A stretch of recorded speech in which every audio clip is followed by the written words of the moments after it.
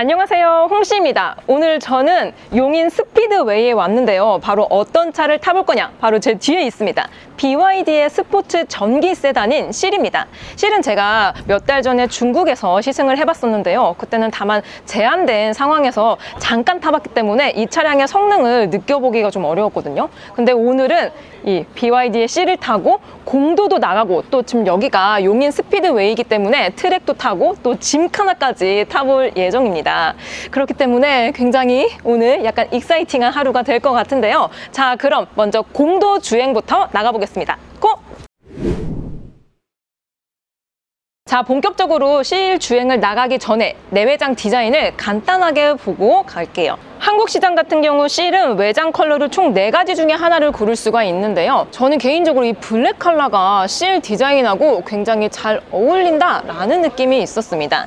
실의 외장 디자인은 굉장히 독특합니다. 라이트 방식부터 조금 다르게 설계가 되어 있는데요. 이 위쪽이 헤드라이트가 들어오는 곳이고, 이 아래쪽에 이 약간 선해진 부분, 이 부분이 바로 주간주행 등이 나오는 부분입니다. 특히 중국에서 BYD의 실은 해양 시리즈에 속하는데요. 그래서 바다에서 영감을 받은 디자인 포인트가 곳곳에 녹아져 있습니다. 특히 헤드램프나 주간주행 등 같은 경우는 바다의 파도에서 영감을 받았다고 하는데요. 그래서 다른 차량의 디자인하고 비교했을 때 곡선이 엄청나게 많이 쓰여져 있습니다. 그리고 보닛의 높이부터 굉장히 낮게 설계가 되어 있기 때문에 누가 봐도 이 차량은 뭔가 잘 달릴 것 같은 그런 모습을 가지고 있습니다. 한국 시장은 중국 기준으로 최고 트림만 수입이 들어오고 있기 때문에 현재 19인치 단일 휠이 장착이 되어 있고요. 타이어 스펙은 235에 45 사이즈가 적용이 됩니다. 컨티넨탈사의 타이어가 들어가고요. 또한 순수 전기차기 때문에 공력 휠이 적용이 되어 있는데요. 이게 투톤 형식으로 들어가 있다 보니까 굉장히 화려한 느낌이 듭니다. 그리고 휠아치를 지나서 에어 가니쉬 이런 것들도 BYD 디자인이라고 이렇게 레터링이 별도로 쓰여져 있어요. 실을 측면부에서 보면 약간 아이오닉 6라든지 패스트백 형태의 세단이 떠오르는데요. BYD의 실 같은 경우는 공기 저항 개수가 0.219cd를 달성을 시켰다고 합니다. 즉 에어로 다이내믹에 신경을 쓴 디자인이기 때문에 이게 주행 가는 거리라든지 전비 이런 것들이 다 포함이 되어 있기 때문에 상당히 많이 신경을 썼다라는 느낌이 있고요. 또한 약간의 이런 공기 손실을 줄이기 위해서 이렇게 플러시 타입의 도어 핸들이 적용이 되어 있습니다. 그리고 충전 포트 같은 경우는 조수석 후방부에 위치해 있고요. 배터리는 82.6kW LFP 배터리가 적용이 되어 있고요. 충전은 150kW 급속 충전을 했을 때 20%에서 80%까지 약 30분 정도가 소요가 된다고 합니다. 그리고 이게 외부 V2L도 또 가능하다고 하거든요.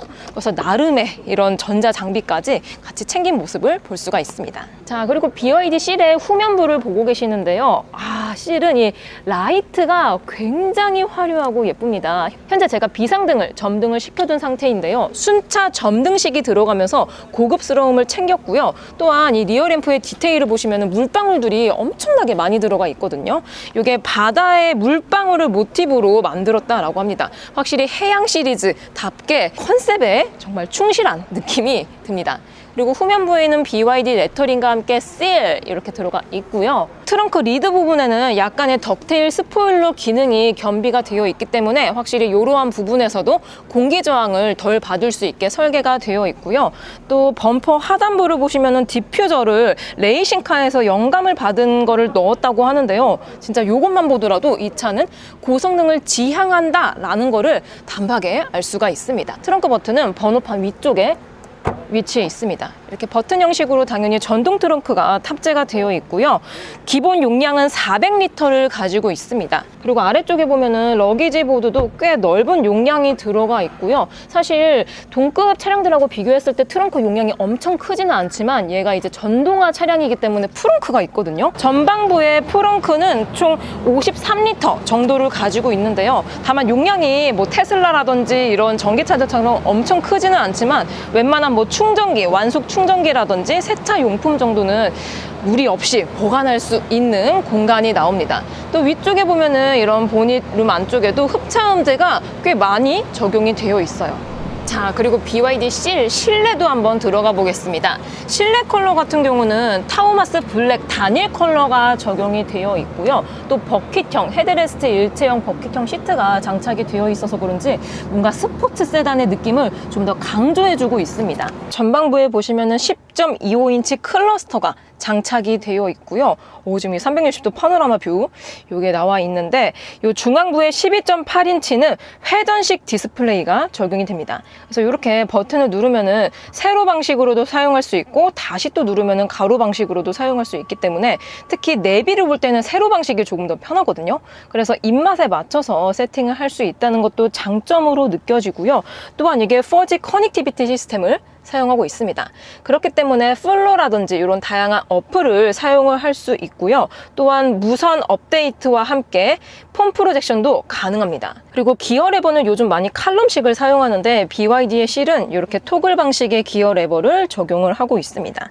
자세히 보면 이게 크리스탈이 들어가 있거든요. 약간 다크한 컬러의 크리스탈이 들어가서 좀 더 고급스러움을 느낄 수가 있고요. 또 앰비언트 라이트도 기어 레버를 포함해서 이 주변부에 빠짐없이 넣어놨습니다. 뭔가 라이트는 많이 들어가 있다라는 느낌이 들어요. 그래서 기어 조작부에는 공조 시스템부터 볼륨 버튼, 또 드라이브 모드 버튼도 이렇게 다이얼식으로 집약적으로 적용이 되어 있습니다. 그리고 안쪽에는 컵홀더가 자리를 잡고 있는데요. 참고로 디지털 키는 이렇게 생겼습니다. 뭔가 약간 포르쉐 디지털 키랑 비슷한 느낌이 들긴 하지만 디자인적으로만 봤을 때에는 고급스럽고 깔끔한 느낌이 듭니다. 그리고 안쪽에 콘솔 박스도 수납 공간이 따로 있기 때문에 일상적인 차량으로 사용했을 때 실용적일 것 같고요. 실내가 굉장히 고급스럽게 나파 가죽으로 마무리가 되어 있습니다. 가죽의 사용 빈도가 굉장히 높기 때문에 확실히 고급스럽다라는 느낌이 들고요. 또한 이게 자세히 보시면 원톤이 아니고 화이트 스티치와 블루 스티치가 포함이 되어 있습니다. 이러한 것들도 디테일한 포인트가 많이 적용이 되어 있고요. 또 오디오 시스템은 덴마크의 프리미엄 오디오인 다인 오디오가 적용이 되어 있습니다. 스피커는 총 12개가 들어가 있고 775W의 출력을 가지고 있기 때문에 풍부한 서라운드 음향을 들을 수가 있다라고 하고요. 또 이게 스피커 쪽에도 물방울을 형상화한 디자인들이 굉장히 많이 들어가 있습니다. 그리고 이게 앰비언트 라이트가 꺼졌다 켜졌다 하거든요. 이런 것들도 조절을 할 수가 있습니다. 도어 트림부터 디자인들이 굉장히 화려하게 들어가 있기 때문에 일단 고급스러운 느낌이 크게 드는 것 같아요. 그리고 루프 쪽에는 글라스 루프가 장착이 되어 있습니다. 테슬라 차량들처럼 따로 선스크린이 들어가 있지는 않지만 기본적인 틴팅이 꽤 진하게 들어가 있기 때문에 엄청 뜨거울 것 같진 않은데 그래도 약간의 선스크린이 들어갔더라면 좀 더 좋았을 것 같습니다. 그리고 실의 뒷자리도 한번 탑승을 해보겠습니다. 실 같은 경우는 이 1열 시트가 버킷형이 들어가 있기 때문에 뭔가 뒤쪽의 시야가 답답하지 않을까라는 생각이 들거든요. 근데 자세히 보시면은 이 앞쪽이 뚫려 있습니다. 뚫려 있고 또 헤드레스트 안쪽에는 쉐입이 져 있기 때문에 막상 탔을 때 답답하다는 느낌이 크게 없고요. 시트의 형상 때문이기도 하겠지만 위쪽에 글라스 루프가 적용이 되어 있기 때문에 개방감은 상당히 좋습니다. 그리고 2열의 시트도 리클라이닝이 되지는 않지만 기본 각도가 되게 편안합니다. 편안해서 그런지 장거리를 가더라도 괜찮을 것 같다라는 생각이 드네요. 자, 그럼 진짜로 시승을 떠나볼게요. 고!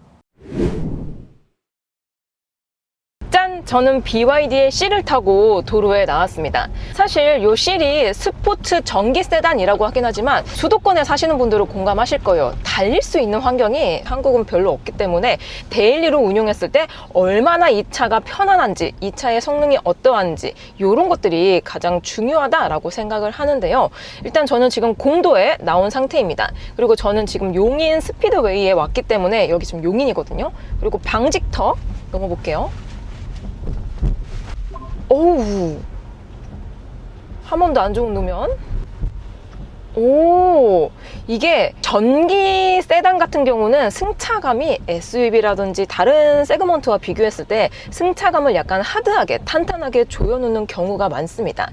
그리고 제가 작년에 중국 현지에서 BYD의 C를 시승을 했었는데요. 다만 그때는 공도를 못 나갔습니다. 왜냐하면 외국인이 중국에서 운전을 하려면은 국제운전 면허증 있잖아요. 그걸로 안 되고 중국 현지에서 시험을 봐서 라이센스를 따로 취득을 해야 됩니다. 그러니까 기본적으로 중국으로 기본적으로 좀 할 줄 알아야 되는 거죠. 사실 저는 뭐 중국어를 거의 못하는 사람이기 때문에 라이센스까지 취득은 좀 어렵더라고요. 아무튼 그래서 일반 트랙 코스라든지 아니면 짐카나 코스 그 정도를 주행을 했었는데요. 확실히 지금처럼 공도를 주행하니까 이게 중형급이거든요. 세그먼트로 치면은 D 세그먼트에 속합니다. 그러기 때문에 D 세그먼트 특유의 편안하고 안락한 하체 감각을 실도 가지고 있는데요. 다만 얘는 지금 내연기관 환산 시에 약 530마력 그리고 제로 백은 무려 3.8초대라고 합니다. 엄청난 스펙이죠. 그렇기 때문에 달리는 DNA를 가지고 있어서 기본적으로 탄탄한 하체 베이스를 가지고 있지만 신형 실 같은 경우는 주파수 감음형 댐퍼가 장착이 되어 있다라고 합니다. 요즘 뭐 현대차를 비롯해서 신차에 많이 들어가는 기술인데요. 이게 특정 주파수에서 이 감쇄를 조금 부드럽게 해가지고 승차감에 도움을 줄 수 있게 해주는 그런 구조거든요. 그래서 요즘 신차에 많이 적용이 되는 기술인데 BYD C에도 들어가 있는 제가 BYD라고 하니 죄송하지만 아직 도와드릴 수 없습니다. 미안해. 제가 이렇게 말을 했더니 음성인식이 도움을 주려고 했습니다. 아무튼 편안한 하체 감각을 지향하는 스포츠 세단이기 때문에 탄탄함 플러스 안 좋은 노면에서는 꽤 대응이 좋다라고 느껴집니다. 특히 지금 제가 타고 있는 차량은 19인치 휠이 장착이 되어 있거든요.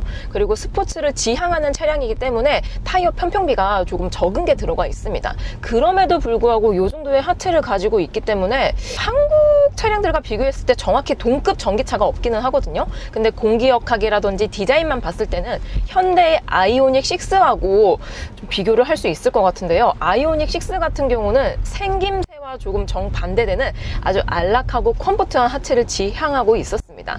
그래서 그런지 그냥 승차감만 봤을 때 데일리로 운용했을 때에는 아이오닉 6가 좀 더 좋아요. 근데 아이오닉 6 같은 경우는 롱레인지에 뭐 AWD 다 넣어도 제가 타고 있는 C에 비해서 스펙이 조금 뒤처지긴 합니다. 왜냐면 걔는 달리는 차가 아니거든요. 근데 C는 달리면서도 데일리로 운용했을 때 제법 편안하게 운용을 할 수 있기 때문에 다방면에서 또는 차 한 대로 다양한 조건에서 활용을 하기가 좋다라고 느껴집니다. 그리고 지금 근데 이 구간이 지금 에버랜드 근처거든요. 그래서 로드가 간헐적으로 안 좋은 구간이 상당히 많습니다. 그럼에도 불구하고 뭐 불편함이 크지는 않은 것 같아요. 추가적으로 제가 시승 중인 차량의 배터리는 98%가 차 있고요. 공조 시스템 사용하고 있습니다. 그랬을 때 주행 가는 거리가 398km라고 나와 있네요. 복합 주행 가는 거리는 가득 충전했을 때 407km 정도가 나온다라고 합니다. 이게 81.6kW LFP 리튬 인산철 배터리가 들어가 있거든요. 근데 저온하고 비교했을 때 주행 가는 거리가 한 36km 정도밖에 차이가 안 납니다. 이는 고효율 히트펌프 시스템을 사용하고 있기 때문에 지금은 아쉽게도 여름이라서 주행 가는 거리가 뭐 크지 않겠지만 겨울철에 LFP 배터리의 단점을 보완을 해줄 수가 있는 거죠. 근데 요거는 진짜 겨울에 다시 한번 시승을 해봐야지 알 수 있을 것 같습니다. 아무튼 여기는 막 방직턱에다가 로드가 울퉁불퉁하고 여기는 뭐 도로 공사를 안 하나 봐요. 막 로드가 굉장히 안 좋습니다. 아무튼 이러한 구간에서도 주파수 감음형 댐퍼가 장착이 되어 있어서 안 좋은 노면은 계속적으로 진동이 다다다다다다 오잖아요.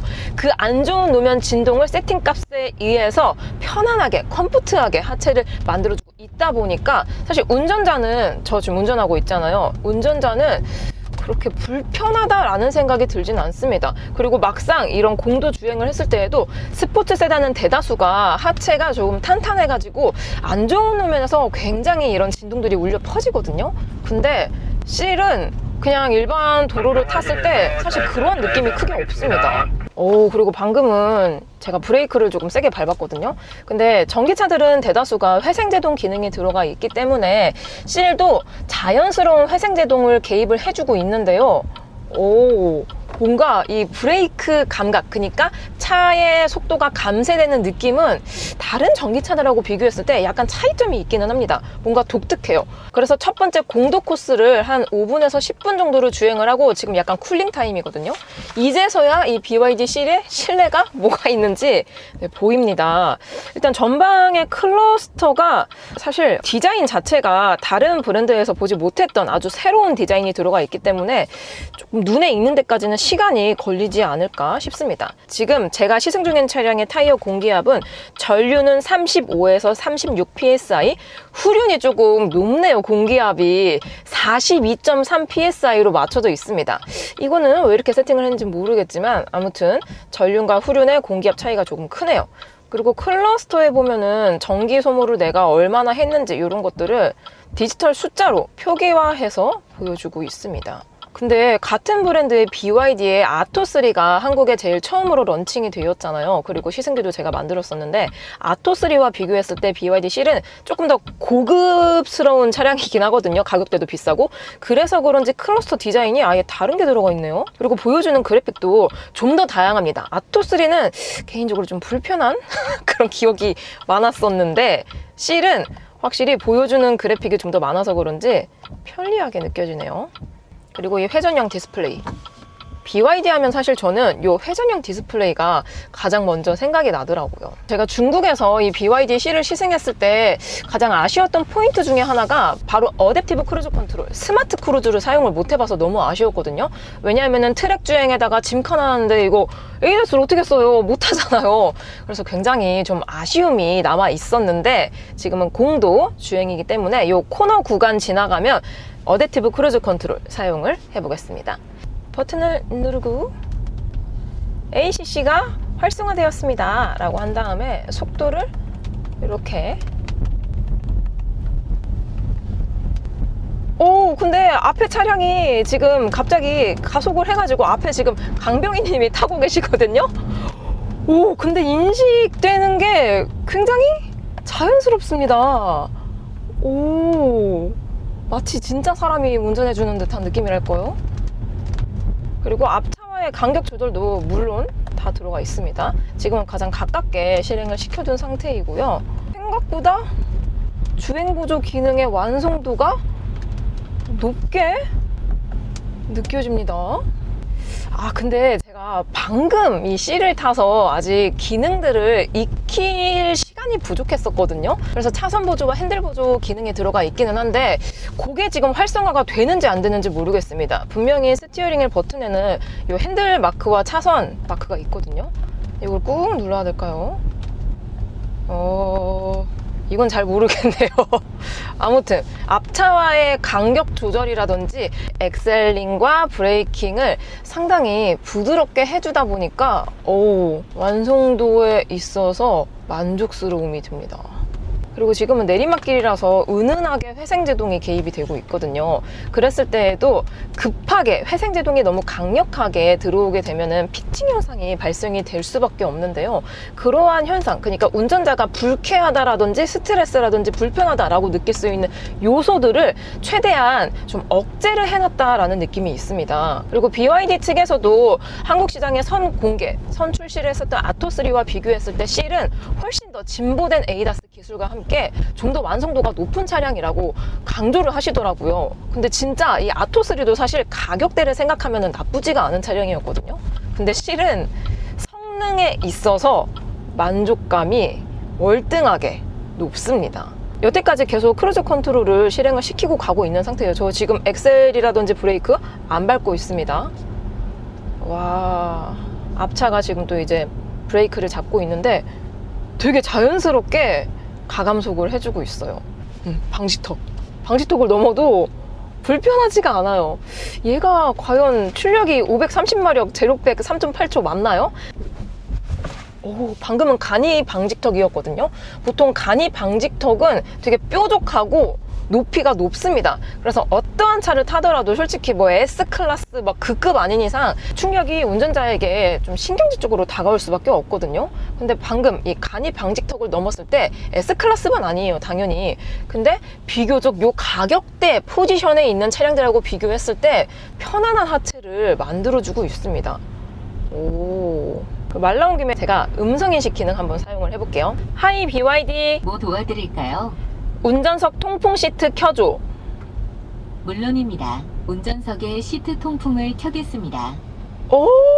요런 게 연동이 됩니다. 그리고 갑자기 제 엉덩이와 등줄기가 시원해졌어요. 그리고 C는 이 중국 현지에서는 뭐 싱글 모터도 있고 뭐 최하위 트림도 있는데 한국에 들여오는 차량은 거의 풀옵션 사양이라고 합니다. 기본적으로 통풍 열선이라든지 또 전방에 보면은 HUD 헤드업 디스플레이도 들어가 있거든요.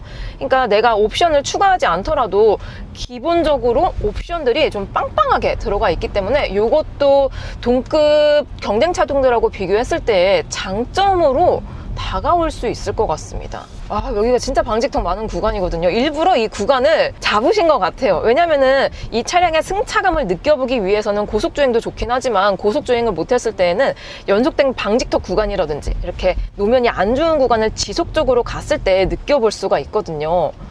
아, 이렇게 시승 코스를 잡은 이유를 이제서야 이해를 하겠습니다. 그리고 나름 드라이브 모드도 있습니다. 이 크리스탈 기어 셀렉터 아래쪽에 다이얼 방식으로 들어가 있거든요.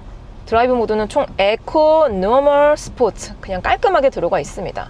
오, 여태까지 제가 스포츠 모드를 달렸었네요. 그리고 다시 에코 모드로 바꿨거든요. 근데 에코 모드로 바꾸니까 이 엑셀을 밟았을 때 느껴지는 이 차량의 무게감이 좀 다릅니다. 제가 타고 있는 C는 공차 중량이 2.2톤 정도가 되는데요. 사실 중형 전기차 중에서는 뭐 무거운 것도 아니고 가벼운 것도 아니고 일반적인 공차 중량을 가지고 있는데요. 이게 드라이브 모드에 따라서 차량의 무게가 체감되는 게 좀 달라집니다. 분명 스포츠 모드에서는 차 좀 가볍다 이렇게 느껴졌거든요. 근데 에코 모드로 다시 드라이브 모드로 변경을 하니까 아, 나 전기차 탔지. 아, 나 AWD 듀얼 모터 탔지. 요게 딱 느껴집니다. 갑자기 차가 무거워져요. 그리고 심지어 지금 오르막 가고 있거든요. 훨씬 더 차가 무거워질 수밖에 없는 환경이긴 하죠. 아무튼 드라이브 모드 간의 성향이 조금 두드러지는 차량이기 때문에 확실히 달리는 구간에서 스포츠 모드로 딱 놓고 달린다면은 굉장히 짜릿한 가속감을 가지고 있을 것 같다라는 예상이 듭니다. 이제 저는 이 공도 코스를 거의 마무리를 짓고요. 그 다음 코스는 트랙 코스입니다. 아, 제가 사실 이 용인 스피드웨이 이 코스를 안 좋아하는 이유 중에 하나가 국내에 서킷이 굉장히 많잖아요. 그 중에서 용인 코스는 일단 거리 자체가 짧습니다. 그러다 보니까 짧은 구간 안에서 코너들도 많이 발생이 되고 또 직선 코스도 되게 짧거든요. 다른 트랙에 비해서. 그러다 보니 진짜 핸들링 조금만 잘못하잖아요. 삐끗하잖아요. 그러면 많이 힘들어집니다. 그래서 제가 용인 스피드웨이를 막 그렇게 좋아하진 않는데 이번에는 요 C로 트랙 용인 스피드웨이를 달려보겠습니다. 짠! 이번에는 C를 타고 서킷 주행입니다. 현재 지금 트랙 안에 들어와 있는 상태이고요. 와, 이렇게 공도에서 편안하게 시승을 하다가 갑자기 또 이렇게 트랙 주행을 하니까 또 약간 땀이 나네요. 저는 현재 용인 스피드웨이를 주행을 하고 있고요. 코너 구간은 총 16개가 됩니다. 다른 트랙하고 비교했을 때 거리가 짧고 코너가 많기 때문에 좀 난이도가 있는 트랙이라고 보시면 되는데요. 현재 저는 스포츠 모드로 지금 바꿔놓은 상태입니다. 근데 이렇게 지금 코너를 돌고 가고 있는데 차체 약간 지금 휠슬립 났어. 근데 금방 자세를 잡아줍니다. 와. 오늘 이게 비가 많이 와가지고 노면이 굉장히 미끄럽거든요. 지나가자마자 막 지금 막 무전기 날아가고 난리 났습니다.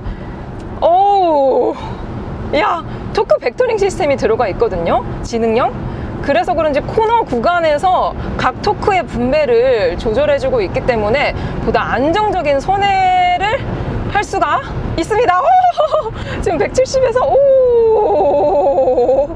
내리막 구간입니다. 내리막에다가 이제 급 코너 구간, 여기서 슬립이 날 수가 있거든요. 로드가 굉장히 미끄러워가지고 지금 약간 미끄러지고 있는데 되게 안정적이다. 차가 알아서 제어를 좀 많이 해주고 있다라는 느낌이 있습니다. 어머나 어머나, 차가 굉장히 제어를 잘해주네요. 여기서 아까 제가 슬립이 났었거든요. 지금 또 났다. 이 구간에서 슬립이 자주 난다. 방금 보셨나요? 야, 이거 차 왜 이렇게 자꾸 슬립 나지? 근데 이렇게 슬립이 나면은 사람이 좀 당황할 수가 있잖아요. 그럼에도 불구하고 차체 자세 제어 능력이 굉장히 뛰어납니다. 와. 지금 약간 드리프트 됐는데? 드리프트 하지 말라 그랬는데. 아, 근데 되게 재밌다, 이거. 실! 스포츠 세단다운 굉장한 재미를 가지고 있네요. 그리고 지금 직진 구간입니다. 직진 구간에서는 풀 가속을 한 다음에 바로 코너가 나오거든요. 여기서 브레이킹하고 바로 조양 들어가야 됩니다. 물론 M브랜드에서 만드는 아이오닉 5나 아이오닉 6, 최근에 6가 출시가 되었죠. N브랜드만큼의 스포츠성을 가지고 있지는 않지만 꽤나 고성능을 지향하고 있습니다. 이 차가 제로백이 무려 3.8초거든요. 아이오닉 5N과 비교했을 때 무려 0.3초밖에 차이가 나지가 않습니다. 그만큼 엄청난 고성능 차량이라는 거는 변함이 없는데요. 그래서 그런지 이런 트랙에서 행사를 하는 것 같습니다. 보통 자동차의 성능이 좀 좋은 차량일수록 이런 트랙에서 행사를 진행을 하거든요. 오, 근데 진짜 중간중간에도 제가 계속 미끄러졌거든요, 차가. 솔직히 말하면 차가 조금씩 미끄러졌는데 금방 안정적으로 자세를 잡아줘서 재밌습니다, 결과적으로. 그리고 이 차가 4륜구동 시스템을 지원하고 있기는 하지만 후륜 기반입니다. 후륜 모터가 좀 더 큰 게 들어가 있기 때문에 후륜에서 밀어주는 힘이 더 강력해서 그런지 이 차로 드리프트 하면은 재밌을 것 같아요. 특히 저는 트랙 주행을 할 때 이렇게 비 오는 날을 좀 꺼려 하거든요. 왜냐면은 이렇게 휠슬립이 자꾸 난단 말이에요. 그래서 운전에 엄청난 초집중을 해야 되는데 이게 차마다 성능이 다 제각각이잖아요. 근데 BYD 실은 차체가 자동적으로 제어해주는 기능들이 많아서 그런지 운전을 하기가 그렇게 어렵다라고 느껴지지는 않습니다. 근데 비가 안 왔으면 좀 더 안정적으로 탈 수 있었을 것 같긴 하지만 아무튼 재밌네요. 특히 내연기관과 비교했을 때 전기차는 무게가 무겁잖아요. 배터리가 무겁다 보니까. 근데 LFP 배터리, 리튬 인산철 배터리는 NCM, 삼원계와 비교했을 때 무게가 조금 가볍습니다. 물론 뭐 장단점이 있기는 하지만 아무튼 가볍기 때문에 거기서 오는 중량을 좀 덜어줄 수가 있는 것 같고, 실제로 가속했을 때에도 토크감이라든지 차량의 출력, 그리고 이 차량의 무게감이 크게 느껴지지가 않습니다. 특히 스포츠 모드로 변환을 하게 되면 얘가 2.2톤이에요. 공차 중량이 2.2톤이면 아이오닉 5N하고 비슷하거든요. 근데 아이오닉 5N은 모터스포츠 전문 브랜드잖아요. 모터스포츠 브랜드니까 당연히 잘 만든 차량인데 BYD 실은 좀 의외입니다. 이러한 성능을 가지고 있을 줄 솔직히 말하면 생각을 못했어요. 생각을 못했을 정도로 굉장한 성능을 가지고 있네요. 드디어 직진 코스입니다. 직진 구간이 좀 짧아가지고 풀가속을 하기가 좀 어렵긴 하거든요. 풀가속하는 시간이 굉장히 짧습니다. 한번 선의 코스를 잃게 되면 차가 자꾸자꾸 미끄러집니다. 그래서 이 페이스를 유지하는 게 중요합니다. 근데 되게 재밌다. 근데 확실히 전기차만의 재미가 또 따로 있어요. 내연기관은 내연기관대로 재밌고 전기차는 전기차대로 재밌어요. 특히 이렇게 비 오는 날은 브레이크를 하면 할수록 차가 미끄러질 수가 있거든요, 코너 구간에서. 그래서 차라리 미끄러질 때는 엑셀을 탁 쳐서 가는 게 좀 더 미끄러짐을 방지할 수가 있습니다. 자, 이렇게 BYD의 실 트랙 주행을 마무리를 지었습니다. 일반 공도 주행에서는 또 공도 주행에서의 편안함이 있었지만 얘는 진짜 스포츠 주행을 했을 때 진또백이에요. 정말 재밌습니다. 특히나 이런 악조건 속에서 비가 많이 오는 날씨임에도 불구하고 이 정도의 성능을 가지고 있다는 거는 진짜 대단하네요. 자, 드디어 짐카나 코스입니다. 여기서는 랩타임을 측정을 한다라고 하는데요. 오늘 이게 시승 행사다 보니까 약간 정신이 없어가지고 잘 할 수 있을지 없을지 모르겠어요. 셋, 둘, 하나, 출발! 먼저 슬라롬 코스. 여기서 유턴 코스인데 너무 느리게 온 것 같은데? 여기서 급조야?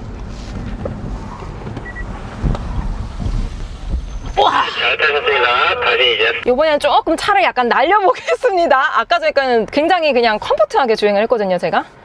네. 다시 한번 해보겠습니다. 둘, 하나, 고!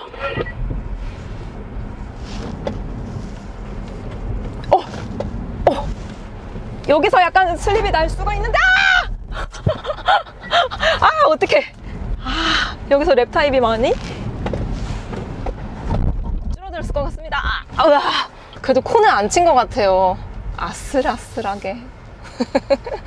자, 이렇게 BYD의 전기 스포츠 세단 C를 시승해 보았습니다. 확실히 성능에 있어서 자부심이 있기 때문에 이렇게 용인 스피드웨이에서 행사를 한 것 같은데요. 또 제가 방금 짐카나까지 했는데 총 순위 중에서 7위를 달성을 했습니다. 아무튼 굉장히 재밌는 전기차인 거는 분명한 사실이고요. 또 한국 시장에는 최고 트림 기준으로 출시가 되기 때문에 4,600만 원대부터 구매가 가능하다고 합니다.